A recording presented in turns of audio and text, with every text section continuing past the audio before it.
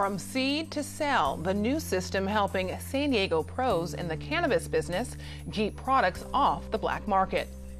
Pollution, noise, and the need for growth is all up for consideration as the county works to upgrade Palomar Airport in Carlsbad. How the public is already weighing in.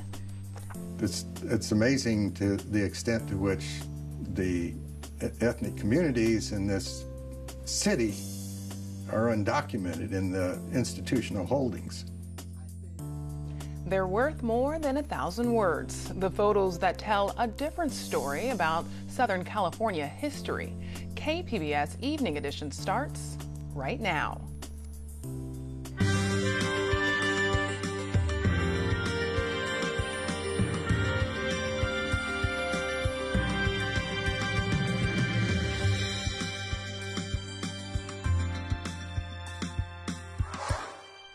Good evening and thanks for joining us. I'm Ebony Monet. Another challenge for the legalized cannabis industry in California: how to keep the product off the black market. Today, a San Diego workshop introduced a new system. KPBS Metro reporter Andrew Bowen says it's supposed to track and trace all marijuana grown in the state, from seed to sale. California's cannabis industry is in a transition phase. Much of the product grown in the state disappears into the black market. The new track and trace system is designed to stop that. The state wants to know where the marijuana is, right?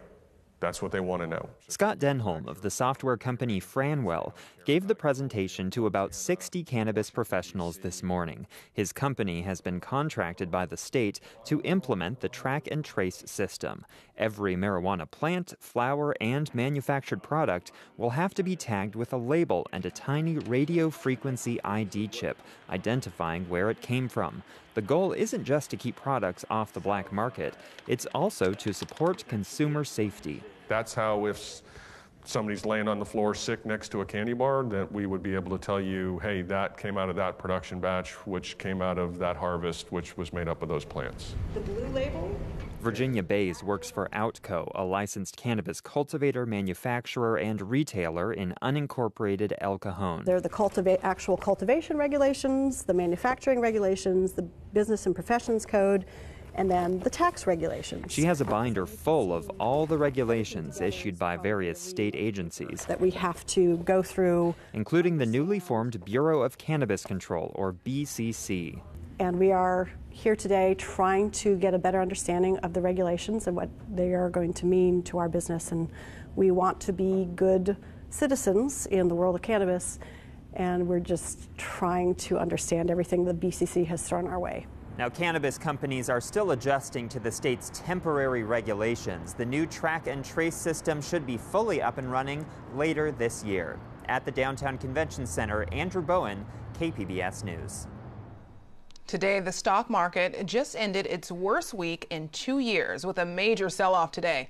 The Dow Jones Industrial Average fell 665 points, or about 2.5%. The S&P 500 and NASDAQ fell by similar amounts. Economic analysts say a report on higher wage growth is a factor. The increase could be a sign of future inflation. Stocks have been steadily reaching new record highs in recent months. A new report says San Diego's immigrant population is a significant contributor to the local economy. The findings from New American Economy show immigrants make up 28% of San Diego's working age population, but they actually make up 30% of STEM workers. That's fields of science, technology, engineering, and mathematics. Kate Brick presented the findings at today's Immigration Summit in San Diego. She says foreign-born workers are filling a vital need. We face a huge shortage in our country and in California for STEM workers. There are 8 open STEM positions for every 1 unemployed STEM worker. And when we don't have the workforce we need, we can't grow as an economy. Here in San Diego, 30% of all STEM workers are foreign-born, so they're playing a really important role in driving innovation and driving growth in the local economy. The report also looks at home ownership, entrepreneurship, tax contributions, and education. It's San Diego's third largest source of income. Last year, $10.8 billion worth of tourism came into the city, and the Tourism Authority is working to bring even more dollars to San Diego. KPBS reporter Jade Hindman has more. It's the city where happiness is calling, and the Tourism Authority is hoping international travelers pick up. We've invested a lot of money over the last 3 or 4 years getting our message out. We've extended our message past the West Coast. We went into Dallas, we went into New York, we went into Boston, Philadelphia. Joe Terzi with the Tourism Authority says they've invested $15 million in media for the spring season. Outside of large markets stateside, their focus is to sell San Diego to international markets like China and London. San Diego is really what people think about a classic city that's in a beach community. We have unbelievable assets in San Diego.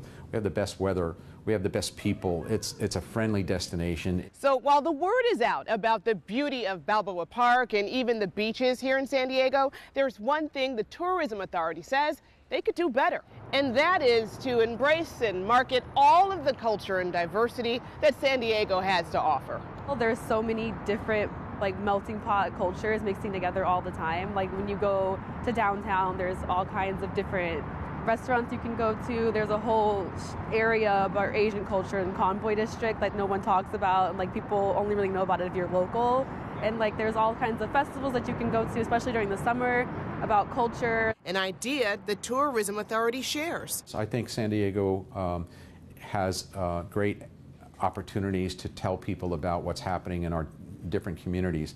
I mean, if you think about Barrio Logan, if you haven't been to Barrio Logan lately, and the great things that are happening down there, Little Italy, you go into North Park and South Park and Hillcrest, and every place in San Diego has its own flavor and flair. And so we really like the fact that you can be in San Diego, but it's different, and you don't have to travel very far to get those experiences. And ask anyone who calls San Diego home, and they'll tell you. San Diego's marvelous. And the weather, of course, how can you pass on a day like this? Jade Hindman, KPBS News. Residents who live around Palomar Airport in Carlsbad have about 6 weeks to comment on a master plan that will guide the regional airport's growth over the next 20 years. KPBS North County reporter Allison St. John says more than 100 people showed up for a public workshop this week. San Diego County owns the land that Palomar Airport runway sits on, but the FAA controls what happens in the airspace above it. Therein lies a problem because many of the worries that residents have about future improvements to the airport, things like noise and air pollution, are not under the control of the county. Palomar used to be the home of a small private general aviation aircraft, but now much of the air traffic in and out of Palomar Airport is large private corporate jets. And who gets to decide how big a plane can land there? If it's a private corporate jet, the pilot gets to decide if it's safe, and many of them do. So the FAA has asked the county to upgrade the runway to make it safer for those big jets. The runway is currently less than 5,000 feet long, and the master plan would extend it by either 200 or 800 feet, as shown in green on this bird's eye view.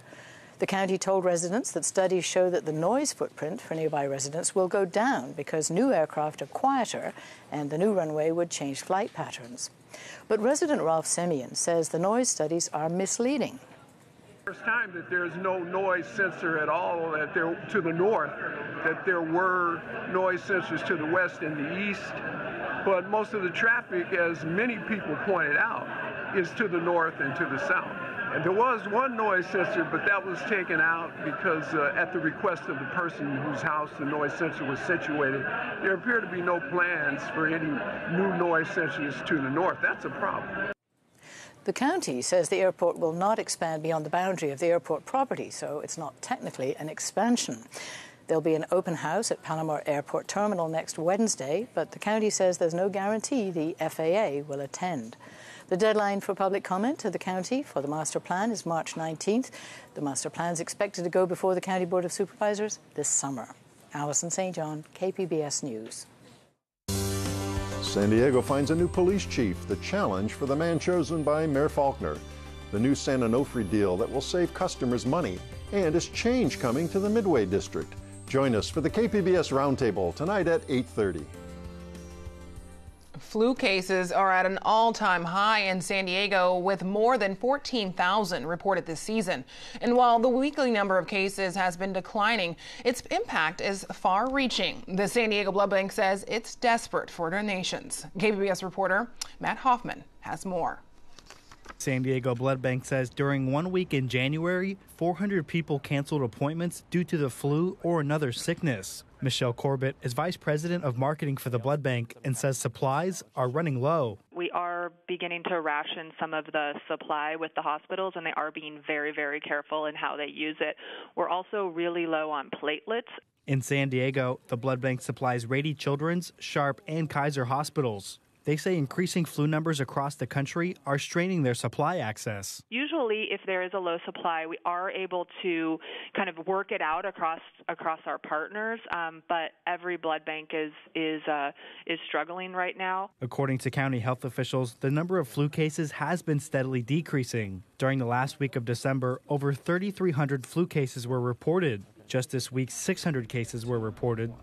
Health officials say this flu season has been especially deadly, with already a record 206 related deaths, including a 10-year-old from last week.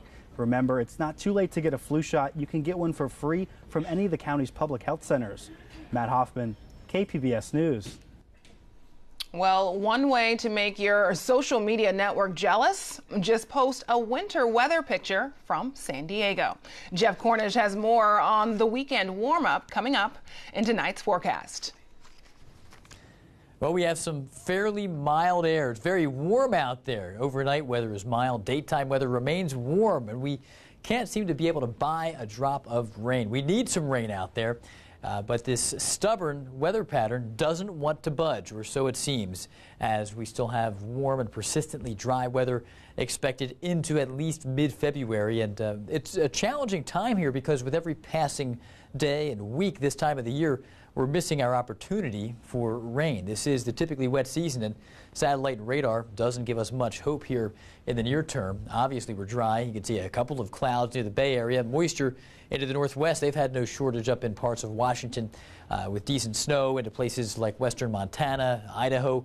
But we could use some down our way. There will be some patchy fog that returns late tonight. 54 for your expected low, 43 in Oceanside, and into Chula Vista will be around 52 late tonight. Borrego Springs, 52, Mount Laguna, about 11 degrees cooler at 41. As we look at the setup here, Saturday, Sunday, Monday, unfortunately, we don't have any real changes to tell you about. We're dealing with high pressure. It's very bulky. It's still stubborn. It's not going to move anywhere as there's nothing in the upper levels of the atmosphere that would indicate change off to the west or northwest. So we're still dealing with very warm weather. Some spots will be approaching record highs, even though that may not be the case specifically in San Diego. It will be the case in other parts of the southwest. So very warm out there, and the early part of the week, right where we left off. The ridge, offshore, remaining warm and dry for us. So the coastal forecast, patchy fog and some sunshine. Temperatures maybe cooling down a bit, losing about 3 degrees from Saturday to Monday. Then we warm up into Wednesday once again. Inland areas, low to mid-80s Saturday, still very warm. Backing down about 6 degrees into Monday. Morning fog and then lots of sunshine. Back up to 84 then on a very warm Wednesday. Mountain forecast dropping from the mid-60s into the upper 50s briefly. Then we begin to rebound. More sun than anything else. And the deserts, upper 80s, then eventually into the mid-80s as we move on through the next 5 days. Still dry. I'm Jeff Cornish for KPBS News. Back to you, Ebony. After 7 months away from their families, thousands of San Diego-based sailors and Marines are back home.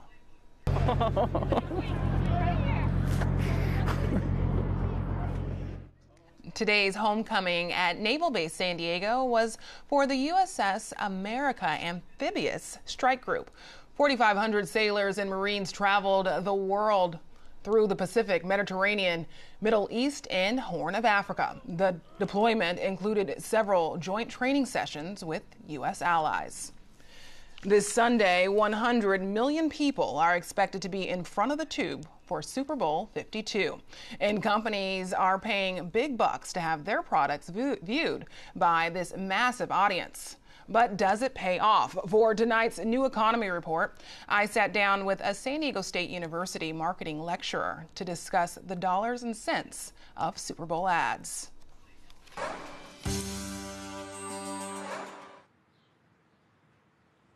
I be in and out them banks so much I know they tired of me. Alexa, call Brandon. I'm afraid Brandon is a little tied up. But do let me know if there's anything I can help you with. This is Amazon's Super Bowl ad for Alexa, its voice-activated virtual assistant. Alexa, show me a recipe for a grilled cheese sandwich. Pathetic. You're 32 years of age, and you don't know how to make a grilled cheese sandwich. It's comedic. It has star power and will cost $5 million plus for 30 seconds of airtime, not including production cost. The advertisers will pull out all the stops in order to make sure that their ad is the one that gets noticed and, more importantly, gets talked about for the rest of the week. San Diego State University marketing lecturer Dr. George Belch says this Sunday is also the Super Bowl for advertisers. Wow. It's amazing. Every year one keeps asking how far can they push it. Belch says they consider something called cost per thousand. For this year's Super Bowl, he says the breakdown is for every 1,000 people reached, companies are spending about $40. If you're Coke or Pepsi or Anheuser-Busch or Hyundai, an automotive company, this isn't that big a deal in terms of your budget. But if you're a smaller advertiser, you're spending a lot of your money on it. With an estimated 100 million viewers, the Super Bowl audience is unmatched. With about 30 million viewers last year, the Oscars is a distant second. The popularity of the game, the event, as an advertising showcase, it just keeps increasing, and concomitantly the advertising costs go up as well. This year, many ads will pull on the power of celebrity, such as Steven Tyler for Kia and Peyton Manning for Universal Studios. I'm going to ask you to push your vacation to 110%. But that's mathematically impossible. Others will pair celebrity with comedy. Because I'm feeling like I'm running and I'm feeling like I gotta get away. Better know that I don't and I won't ever stop because you know I gotta win every day. The final popular genre is opting for a social marketing message. This year, Budweiser left the Clydesdales in the stalls, highlighting the company's water donation program instead. Stand by me. Belch says the goal of all of these ads is to build on and maintain brand awareness and consumer affection, well beyond the last play. You just try to think about the return on investment for what happens with those 30 seconds. That's not the way marketers look at it anymore. They look, can we get attention leading up to the game like we're doing with this interview, and can we get people talking about it for another week or two after? Thanks, guys, but I'll take it from here. Two adversaries go wet nose to wet nose in an all-out contest for cuteness. Whiskered warriors hit the gridiron Sunday. This is Puppy Bowl 14, the Animal Planet alternative to the Super Bowl. Features 90 dogs from around the country and Mexico. Many are rescue animals from areas hit by hurricanes. Well, February is a time for Lunar New Year celebrations. And here with a roundup is KPBS Arts Calendar Editor Nina Guerin. Lunar New Year is approaching, and there are so many ways to celebrate the Year of the Dog in San Diego. The first is this weekend's Chinese New Year Festival in Balboa Park. The International Cottages host a two-day event featuring dance and kung fu performances, dragon and lion dances, plus dumplings and steamed buns for sale. The San Diego Lunar New Year Festival is a much bigger event that attracts about 30,000 people. This is a three-day party that has Asian food stations, carnival rides, vendors, and non-stop concert and dance performances. There's also a cultural village, an area that features artistic reconstructions of places from across Southeast Asia. The San Diego Chinese New Year Fair is a street party filled with food, music, and lots of dancing. This 36th annual event is popular for its performances, specifically the Chinese acrobatics and lion dances. You'll also be able to hear traditional instruments, try a variety of foods, and make Year of the Dog crafts. Finally, the San Diego Tet Festival is a Vietnamese celebration of the new year. Along with food booths, carnival rides, and vendors, this three-day event has a variety of contests and activities. There's the Miss Vietnam San Diego pageant, a step-up dance competition, a Golden Voice contest, and lots more. For KPBS Arts, I'm Nina Guerin. I'm Judy Woodruff. Tonight on the NewsHour, as the stock market sells off some of its gains, I speak to outgoing Fed Chair Janet Yellen about the nation's broader economy. That's coming up at 7 on KPBS. Spend a day browsing through the photo archives of the LA Times and you'll see one city. Spend the next at Cal State Northridge's Tom and Ethel Bradley Center and you'll see another. In tonight's Artbound report, we'll show you why the center has spent decades bringing the collections of African-American photographers under one roof. I was interested in the alternative press, and I was interested in whether the alternative press was using photography differently than the mainstream press. And I was working on writing an academic paper, and I was looking for some images from Black LA to go with the paper, and I couldn't find any. And I didn't know all of the archives in town, and I didn't know all the libraries and stuff, but nonetheless, what I was searching, I couldn't find anything, and I thought, it's amazing to the extent to which the ethnic communities in this city are undocumented in the institutional holdings. The mainstream newspapers hold their own archives in the morgue, right? They've got it all. So there was no sense in trying to get into that area of collecting because they're not going to let go of that. But the photographers working on alternative newspapers were all freelancers, and they owned all their own stuff. So once I figured that out, met the first couple of black photographers that I met, things really began to take off then. We now hold over 1 million photographic images. About 850,000 of them are produced by African-American photographers. I love LA history. You know, it's fascinating history. It's not credited or given the credit it's due as far as African Americans are concerned, you know, and civil rights and everything, and I find that really interesting. We always look at that as a Southern thing. You know, people came to LA, oh, there was no discrimination in LA. Everybody was happy and everybody got along. I just did an oral history with an interview with Mrs. Nola Carter, who is the mother of Prentice Bunchy Carter, who started a Black Panther Party here in Los Angeles and was killed at UCLA.